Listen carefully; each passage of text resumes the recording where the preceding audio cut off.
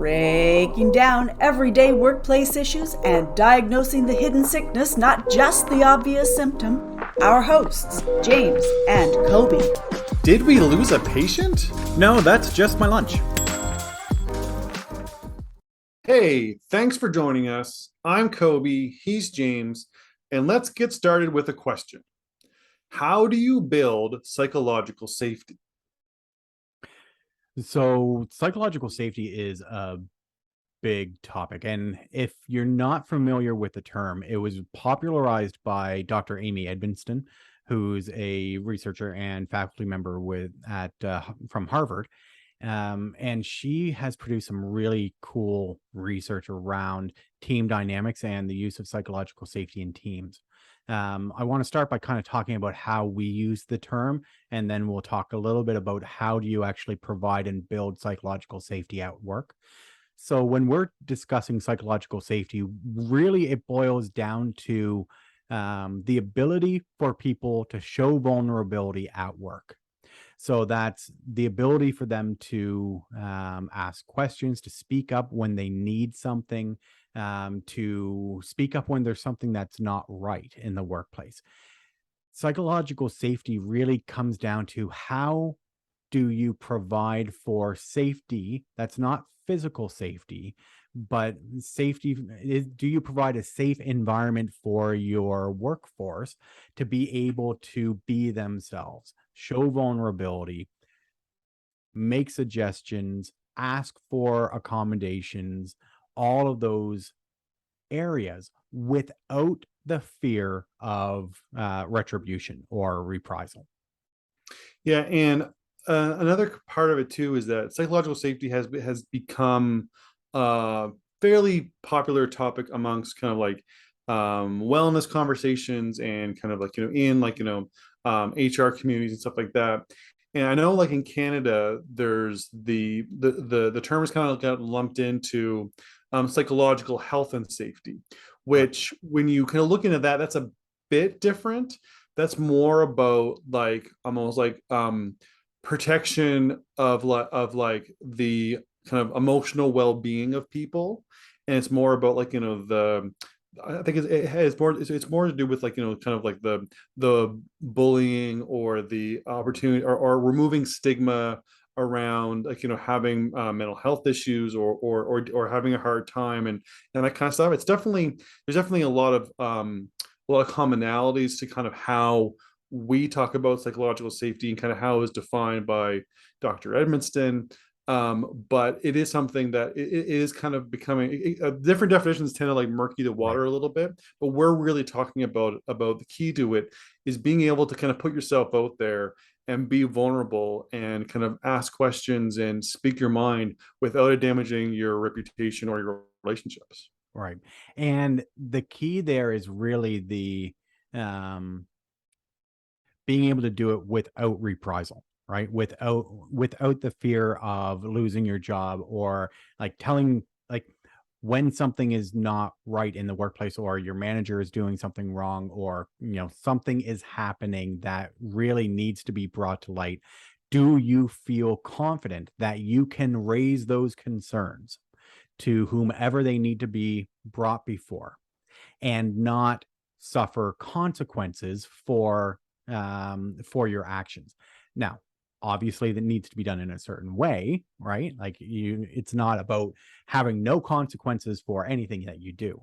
It's about one example is many companies will have a policy around whistleblower. So the idea that if something is happening that is wrong, really it tends to be whistleblowing tends to be around illegal issues, that person is protected, right? And that's one very specific form of providing for psychological safety in one very specific area. That same idea needs to be extended throughout your workplace to how do you provide that guarantee that people can share, that they can raise issues, and that they can ask for what they need without it negatively impacting their job. Yeah, and I mean, and the example that Dr. Edmondson gives when she talks about it is from a healthcare perspective, is the idea of like, if you're a nurse working with the doctor and the doctor is prescribing something that you think would be dangerous or against the what's best for the patient, do you have the psychological safety to voice that opinion? Right. And like I like to kind of think of it in terms of almost normalizing professional discourse. It's about Yeah. being able to kind of have a real conversation and not have to like put on airs or not have to like realize that well, I know this is wrong but I can't say anything because I'm going to be made fun of, or I'm going to lose my job, or I'm going to be reprimanded for challenging the almighty word of someone else. Mhm. And I think that kind of gets to kind of the core of it. And when psychological safety is talked about as far as psychological health and safety, a lot of it's more the effect that not having that voice, not being comfortable or confident to speak up, I feel like you can speak up. A lot of it is about what happens when that doesn't exist, how it affects your emotional well-being. Right. So we kind of talk about it as having something that improves the workplace, and a lot of psychological health and safety is more about what happens when that creates that distress or that difficulty or that stigma, that kind of, and what that leads to kind of beyond that. Well, and one point that you just mentioned there that I think we really need to expand on is how it benefits the workplace, how it affects the workplace, how what by providing psychological safety, what are you actually getting in return, right? What is the benefit of that, or what is the outcome attached with that? And we talk about psychological safety is one of the core foundational pieces of our workplace culture hierarchy, and it's the second stage. So once you have met your legal and industry compliance, and you're moving beyond that basic legal minimum, the next thing on the hierarchy that you need to look at is psychological safety. And it is a foundation for everything that comes after: inclusion, engagement, and strive. And psychological safety is something that is very, very commonly missed. We often jump straight into trying to create inclusion or creating engagement without providing for psychological safety first. And what you get, the benefit that you receive from providing for psychological safety, is you have a workforce that is now comfortable and confident to speak up. People are will be more willing to share ideas. They will participate in better or more often in meetings.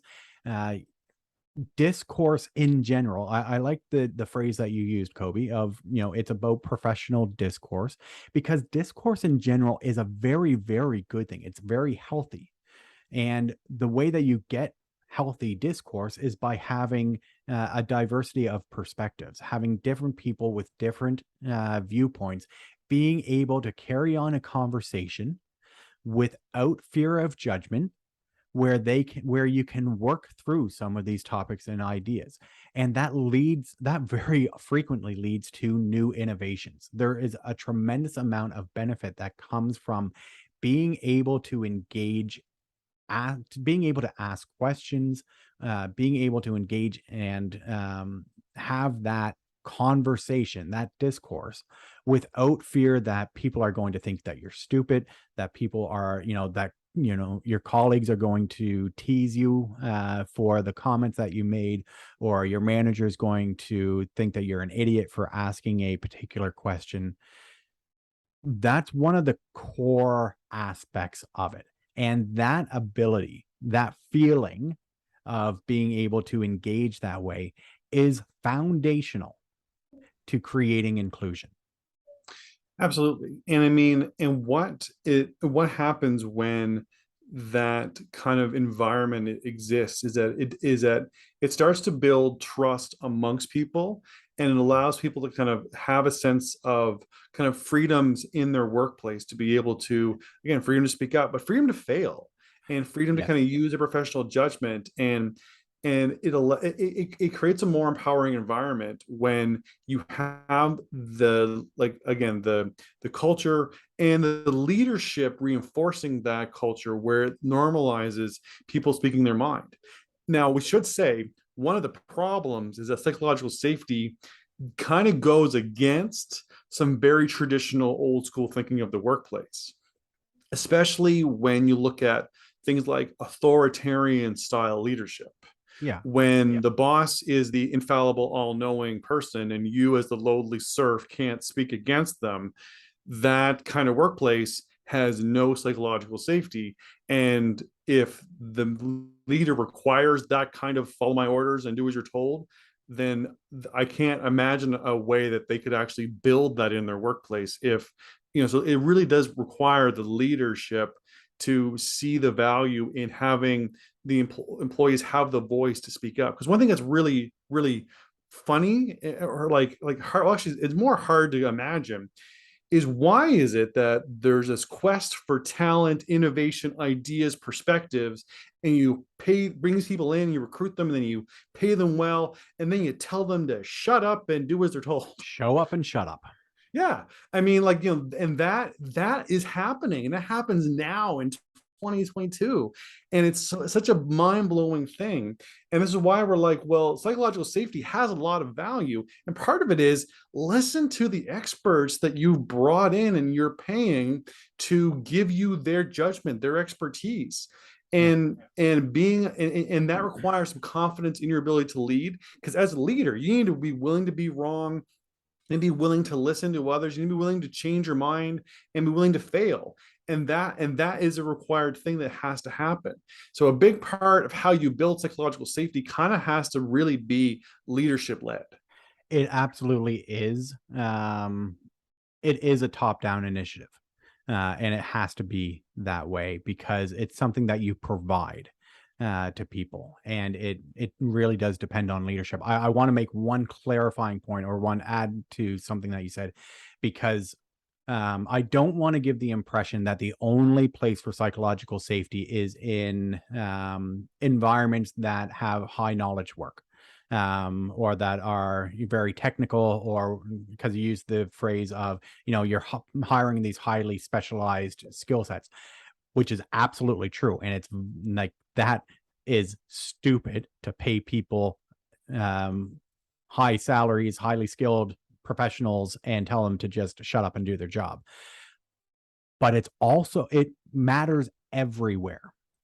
One core foundation, like if there's one thing I could teach leaders to get and understand, is that if you want to create improvements in your workplace, talk to your frontline staff.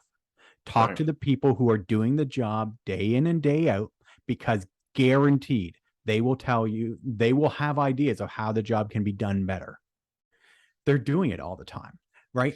But if you do not provide for that psychological safety, if you put on airs, if you are the type of leader who says, I am the boss, you do your job and leave the important stuff to me, you're not going to get that feedback that really can help your organization. Mm-hmm. Absolutely. And I mean, because you're right, it's the, at any position, any person in any position can have an idea of improvement. Maybe it's a matter of, why are we putting the displays of soup in the supermarket aisle here when it might go over there? Like, even as simple as that, being able to share that opinion without the manager going, whoa, it's my way or the highway, what are you doing? Any kind of environment that allows for anyone to kind of say, I've got an idea, I have an opinion, oh no, I can't, I made a mistake, I can't, I have to hide that. There's this, I think what it kind of comes down to is there's this almost like unspoken expectation that people have to be infallible. And that's kind of where a lot of this lack of psychological safety comes from, both from the manager. I'm the boss, so I have to be this all-knowing, infallible person. So a challenge to me is hurting my brand of infallibility I have to have as a leader.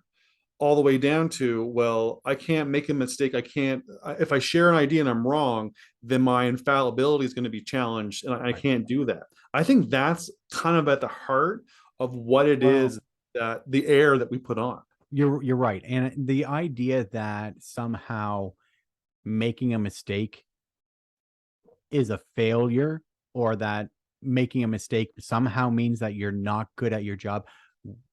We all make mistakes all the time. Mm-hmm. Believe it or not, I have made a mistake in my past, Shocking. professionally. Never in my personal life. Of course. Just ask my wife. She'll back me up. Oh yeah, yeah. Definitely. But this idea of the freedom to fail is a big piece of it. And both for managers, it's incredibly freeing, and for your team, it's incredibly freeing. The idea that as a manager, the moment you become a manager or a director or leader, it doesn't really matter what level we're talking about, that somehow you automatically have to have the answer to every question is false. You're allowed to say, I don't know, but let me find out. Right? You're allowed to not have the answer, and it can be very, very freeing and empowering, but it does require that you have confidence in yourself, and it requires that there is psychological safety in the workplace to allow you to say, you know what? I don't know. Or even better, you know what?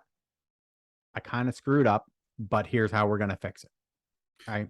Yeah. But it definitely is top down, because like if because the front line won't feel that they can admit mistake or infallibility if their supervisors won't allow it. But the supervisors won't be able to allow it or acknowledge if they make a mistake if the managers won't allow it to make mistakes. And they Right. won't if this is your senior leadership, and they won't if the CEO doesn't. So the idea is it kind of needs to be filtered down, that we're all human. You don't have to be perfect. We can admit mistakes, we can share ideas, we can have professional discourse. Even though I'm a senior director and you're a frontline worker, we can still have a conversation, without it being like, like, how dare you talk to me?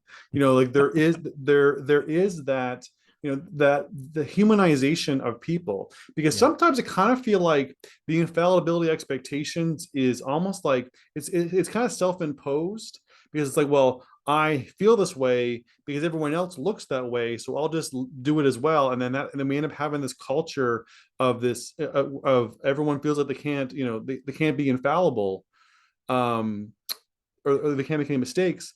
But then, but once someone first says, "Hey, I made a mistake," oh well, I did too, and then Yeah. almost like it kind of like normalizes, and then it kind of spreads. And I think sometimes it just takes that acknowledgement of, we're not all perfect, and let's have a conversation. Yeah. You're right. And the environment that you described, not only will people not want to share when they make a mistake, they will, it encourages people to actively hide mistakes Right. out of fear. And that's dangerous. That's Mhm. dangerous for your business as as the manager, as the business owner. You do not want people hiding even small mistakes from you. Right. But if you penalize somebody when they bring a problem forward, or if somebody comes to you and says, you know what, I made a mistake, here's what happened, and you, like, some things actions have consequences, yes, but stating the consequences of the actions is different from penalizing the person for making a mistake. And I think we haven't done a good job in distinguishing between the two. Mm-hmm.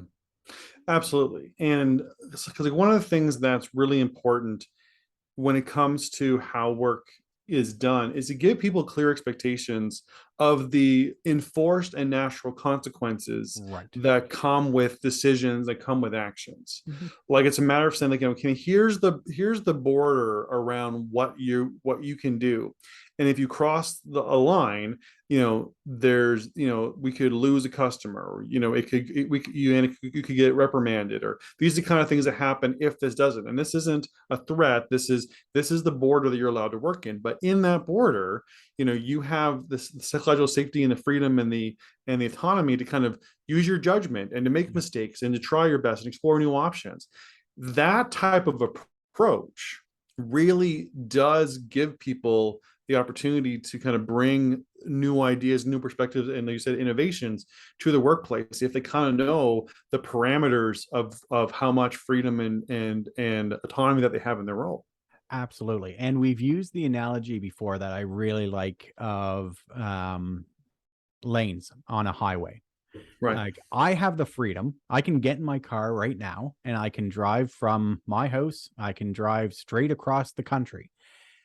Understand it, because I know the rules of the road.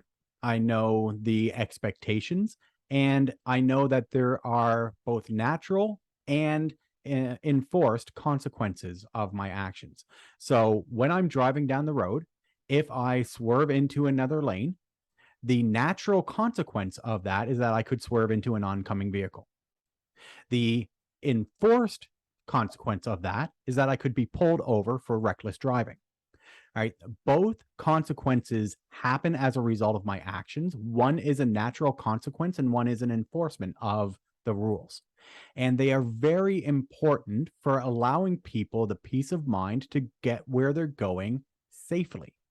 When we disobey the rules of the road, there are natural and enforced consequences. Just like when we disobey the rules in the workplace, there are natural and enforced consequences. But people need to know them up front. Right. Which is like, if you're going to build trust, which in psychological safety relates very, very strongly to trust, right? If you want to build trust in your workplace, then you really need to have clear expectations and that allow people the freedom to use their best judgment, the freedom to fail. All of the things that we talk about in our autonomy programs, those pieces are how you build trust, by providing people with limited freedoms. Right. And I think it's also important I kind of made the statement about authoritarian leadership and stuff like that. Yeah. And I think I think that's a fair point to say, authoritarian leadership's autonomy and psychological safety are really hard to understand. But it's not only in those kind of environments that can make it really challenging to have psychological safety. Like, a lack of psychological safety doesn't only not exist in an authoritarian ogre manager like Mr. Right. Burns from The Simpsons. It can also happen when you have people that, like, that kind of try to use humor incorrectly or kind of poke fun at people, or even like, they're kind of like Michael Scott from The Office, that they try to, be one, they make fun of people, but without having the social cues to know that what they're saying is really inappropriate. Well, so it's not just the evil bosses like Mr. Burns. It can look different in different areas or different kind of leadership styles or whatever, that really can make psychological safety hard to have in the workplace. And I love that analogy, partially because we just finished a recent another run through of watching The Office, and I love that show. But Michael Scott is hilarious. I mean, it's a comedy show, yes, we get that. But if you look at his management style, he's a generally well-intentioned person who you can't tell him a thing. There is no psychological safety there, because anything that you share with him will be shared with others. Right? Like, it's just, but that is another form of failure to provide psychological safety. There's no trust when that happens, right? There's no trust. Well, I mean, by now, the majority of people have at least know who we're talking about when we're talking about the Michael Scott in The Office, right? We can probably, to lesser degrees, also identify people from our past work experiences who operate in the same way, right? Yeah. Well-intentioned people, but I wouldn't trust them as far as I can throw them. Yeah. And I'm sure everybody has someone in their past that's kind of like that. But I think when it comes to someone that, doesn't, hold, or, that is kind of that old school authoritarian, or, isn't, or you can't trust to kind of, to go to or confide in or whatever. I think a lot of it is they make it impossible for you to be vulnerable in the workplace. And I think that really is the key to actually creating psychological safety, is leaning into vulnerability. Because when You're right. you as a employee can, again, make those mistakes and all things we talked about before, then and that might be a natural consequence of what happens making a mistake, or sharing an idea and have it be wrong, or whatever. But I think leaning into vulnerability is kind of how you create psychological safety as a leader as well. If you are not infallible and you state that and you admit, I may be wrong, or you ask pains, I don't know, this better than I do. Those types of small statements that imply you are recognizing you are being vulnerable and you are not perfect, I kind of think that's one of those fundamental little things that does make a huge difference in the workplace. It absolutely does. And it builds trust like we've talked about, but it also builds rapport, right? Mm, It builds it shows people that it's a way of showing authenticity, right. right? Because we all intellectually, we know everybody makes mistakes, right? That's just a fact of life. But there's Absolutely. something special when you have a leader who is willing to admit that they've been wrong. Yes, it is the cornerstone of providing psychological safety, but it's also more than that. It humanizes the Mhm. individual. Right. It shows that they are being their authentic self, and it makes you like them more, or at least in my experience. Yeah. The managers and leaders that I have connected with throughout my career have been ones that have been willing to show that they are just a human being who screws up, Right. and being willing to do that. Like, we can pick out inconsistencies very, very quickly. And when you're putting on airs, like if you are spending all of your time trying to project a specific version of yourself, the moment you slip up, and you will, people are going to identify it and they'll Right. notice it, and they will critique you for it. Rather than leaning into the fact that you're a human being and, actually building a rapport with people, you can get so many better results out of people, not just in terms of, having a better relationship with your team, but you can get better work out of people who like you. Well, and what's really funny is that leaning into vulnerability doesn't even have to be something that is a progressive over time, like, with these long-term relationships with your coworkers. I've found it to be incredibly powerful when so for example, when I make a mistake on my taxes, which, happens, especially when you're starting in a business, and I've had to call up the Canadian Revenue Agency and needing help. And I start the phone call with, "Hi, I am dumb and I made this mistake. Do you mind helping me?" That it's really funny when I do that, because I can hear almost like a sigh of like people like almost having their guard drop when I do Relief. that. And they're like, "You know what? No problem. These kind of mistakes happen." And the Yeah. person I speak to is usually very cordial, very happy to help me, almost like I'm a different call than the people that say, "No, you made a mistake, not me." That it makes for a different phone call. And like, when I break something in my house, or I, made a mistake and bought the wrong, like with plumbing or something like that. I go into a hardware store and like, "I don't know what I'm doing and I did this. Do you mind giving me some advice?" That type of leaning into a Yeah. vulnerability makes people, it disarms people and makes them more willing to help you, because there's that authenticity. This person, is looking for help, and you're kind of clear about what you want, not trying to hide. Oh, I knew what I was doing the whole time, but these stupid tools don't work. And Yeah, there really is that. It's a powerful thing, and I it is. think that it can make a huge difference even in those slight interactions. Absolutely. And I want to share a story because I love this one. And so when Black Panther came out in theaters, uh, my wife and I, we went to see it in the theater, at the IMAX, bought the tickets, went in, sat down in the theater, and the movie starts, and it didn't have the Marvel opening. I'm like, this is weird. Must still be just showing previews. So I sat there for like 10 minutes in the wrong movie theater, watching the wrong movie, and went, oh, damn. So the Black Panther, the tickets that we had bought, the movie had already started. It was like 20 minutes into the movie, but there was another one. Anyways, we went out, and talked to the person at the desk, and it started with, okay, so I'm an idiot, and here's what I did.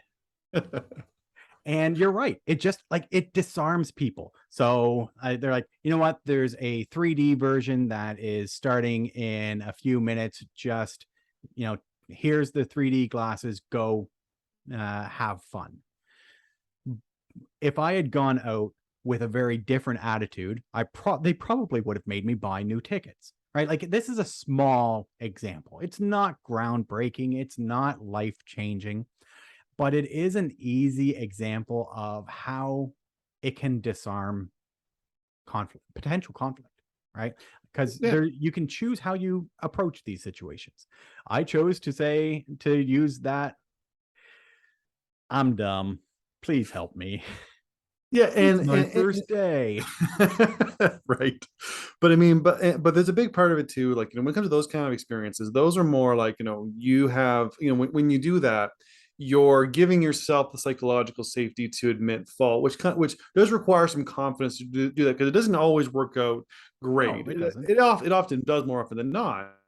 But I mean, imagine a workplace where everyone was like that, where everybody was like, I tried something, it didn't work out, or, oh, I made a mistake, or, oh, here's an idea. It's, that type of disarming, authentic, easy to understand, easy to relate to, humanistic rapport building experience should be what we're aiming for in all of our interactions with our professional colleagues. It just makes for an easier place to work into, and an easier place to, like, to innovate and to share ideas and to grow and excel. Well, let's look at how you describe that workplace, right? You talked about, a place where people can share ideas, a place where people can admit that when they made a mistake, a place where people can feel comfortable being themselves. That sounds like a place I want to work. That sounds like the place that I want to create, right? Right. That sounds like a healthy workplace. Absolutely. Absolutely. And I think going back to the question, how do you build psychological safety? I think that's really kind of what it is. It's really about removing that infallibility expectation that we have to all be perfect, and we have to, not admit, any type of, like, mistake, or dare challenge authority. And we have to lean into and normalize the vulnerability that comes with being human. Yeah. And if someone can share their ideas, they can share their thoughts and their suggestions, if they can be free to make mistakes, and free to explore new options, and and all the things, and the expectations are clear, and we create those lanes and borders to make it clear what happens, in the confines, but we build that trust and that freedom and that autonomy. I kind of think that's what all of this talk of psychological safety in the workplace is all about. And I think that is how we do it. Remove the infallibility expectations and lean into vulnerability. Absolutely. And by doing that, you can create an environment where people feel that they belong. You can create an inclusive environment, which means that your efforts around diversity, equity, and inclusion will stick, right? If people feel like they can belong, that they actually belong in the workplace. That's the key to inclusion, but it's also the key to building towards engagement, right? Which is the big word that everybody wants. We want employees who are engaged at work. We spend ridiculous amounts of money on software and all of these different tools to measure engagement. But if you want to create engagement, you have to start with psychological safety. Absolutely. No question. Okay, I think that about does it for us. So for a full archive of our podcast and access to the video version of this episode that's hosted on our YouTube channel, visit roman3.ca/podcast. Thanks for joining us. Thanks, everyone. For more information on topics like these, don't forget to visit us at roman3.ca. Side effects of this podcast may include improved retention, high productivity, increased market share, employees breaking out in spontaneous dance, dry mouth, aversion to the sound of James's voice, desire to find a better podcast.